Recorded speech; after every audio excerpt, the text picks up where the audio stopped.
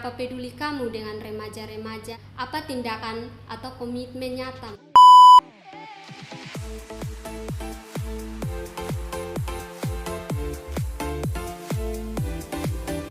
Halo, Perkenalkan, nama saya Umi Derisma Jiswa. saya si Raja Uju. Kami dari podcast Tandega Jaya.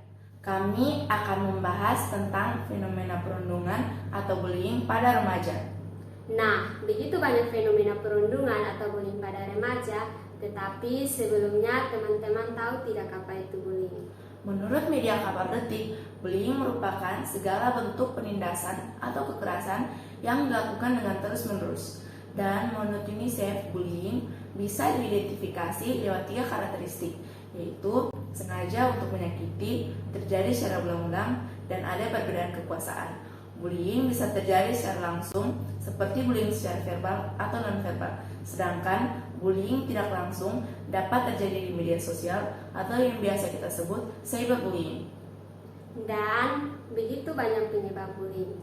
Menurut CNBC Indonesia, bullying dikarenakan penampilan fisik, perbedaan strata sosial, tradisi senioritas, dan faktor keluarga. Bullying juga tidak terlepas dari pelakunya. Terkadang pelaku bullying adalah teman sebaya yang juga adalah korban pembulian sebelumnya. Jadi bisa dikatakan adalah bentuk pembalasan dendam.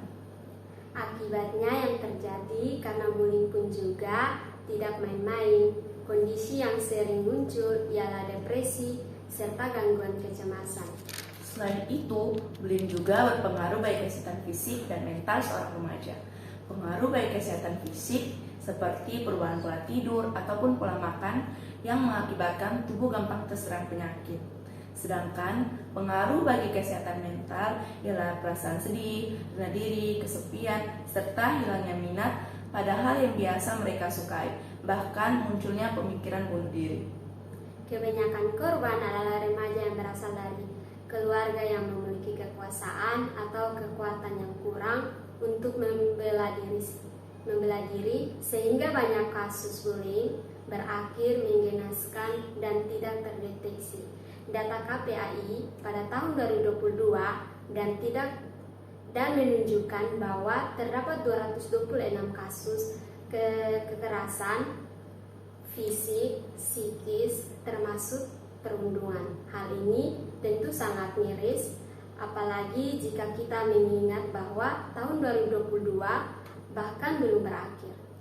Jangan lupa, ini adalah kasus yang terdeteksi. Bagaimana dengan kasus-kasus lain yang tidak terdeteksi karena ketidakinginan korban untuk melapor? Hari ini kita akan membahas sebuah kasus perundungan yang dimuat dalam media berita online Kompas.com tahun 2022, yaitu remaja di Lampung bunuh diri karena sering dibully teman sebagainya. Seorang pemuda berinisial AN berusia 18 tahun, warga Lampung Timur tewas setelah membakar diri sendiri. Polisi menyatakan bahwa AN depresi karena sering dikatai miskin dan dijauhi oleh teman-temannya. Keluarga menyatakan sebelum ditemukan tewas, AN sempat pamit untuk mencari pekerjaan kepada keluarganya.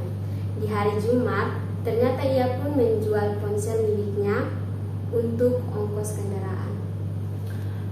Polisi menjelaskan sejak Sabtu hingga hari kejadian, pihak keluarga tak mengetahui posisi AN. Namun dari penelusuran polisi, AN diduga membeli bahan bakar jenis Pertalite di pengecer yang tidak jauh dari lokasi. Menurut dugaan, AN mengguyur tubuhnya dengan bahan bakar itu, lalu menyulutnya dengan api. Polisi memberi keterangan bahwa AN pertama kali ditemukan saksi saat itu yang sedang mencari lumpur di lokasi. Saksi di tempat kejadian mendengar dan melihat korban berteriak meminta tolong sambil berlari di persawahan ke arah jalan. Saksi lalu menghubungi rekannya yang langsung melapor ke anggota patroli Polsek Waipunggur. Korban sempat dibawa ke rumah sakit, namun akibat luka bakar yang parah, korban akhirnya meninggal dunia pada pagi hari Senin 29 Agustus. Menurut teman-teman, mengapa AN mengambil cara yang ekstrim ada banyak cara untuk mengakhiri hidupnya selain daripada membakar diri. Bukankah pilihan ini ekstrim? Benar juga, bakar diri tentu sangat menyakitkan. Kurasa AN cukup sadar dengan pilihannya itu. Apakah AN punya orang lain yang dapat diajak bicara tentang kegelisahan hatinya? Bagaimana dengan orang tuanya? Apakah mereka mengetahui keadaan AN selama ini? Memang banyak cara untuk mengakhiri kehidupannya. Namun cara ekstrim yang ia ambil perlu diingat bahwa pembulian ini terjadi karena kondisi ekonomi AN yang berasal dari keluarga miskin.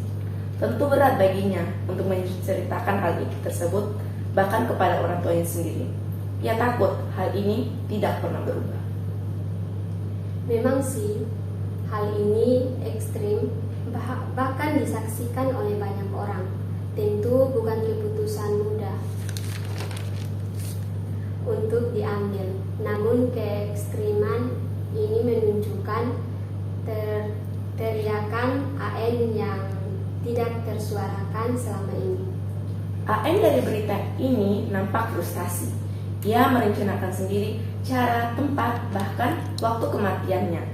Jika ia memiliki teman, tentu hal ini tidak dapat berubah. Orang tua nampak tidak mengetahui isi hati AN. Melihat dari berita yang menyatakan meskipun orang tua tidak mengetahui keberadaan AN beberapa hari setelah AN pamit pergi, mereka pun tidak kunjungi mencari AN sampai mereka mendapatkan kabar anak mereka telah meninggal karena bunuh diri. Bukankah hal ini sangat menyedihkan? Ketidakpedulian seseorang membuat kita sangat tidak peka dengan keadaan orang sekitar kita. Jika saja ada teman yang menerima AN, meskipun kondisi ekonominya lemah, akankah ada yang berubah? Jika saja orang tua AN lebih peka dengan keadaan anaknya, akankah ada yang berubah? Akankah tidak mendengar kabar seorang pemuda meninggal karena membakar dirinya sendiri? Tidak terluput dari kasus itu saja teman-teman. Dari beberapa hasil survei di asrama kami, beberapa siswa juga pernah mendapat pembulian dari sekolah lama mereka sebelum SMA. Mereka pernah mendapatkan bullying berupa kata-kata ejekan dan fisik yang membuat mereka mengalami sakit hati dan cenderung menyalahkan diri sendiri.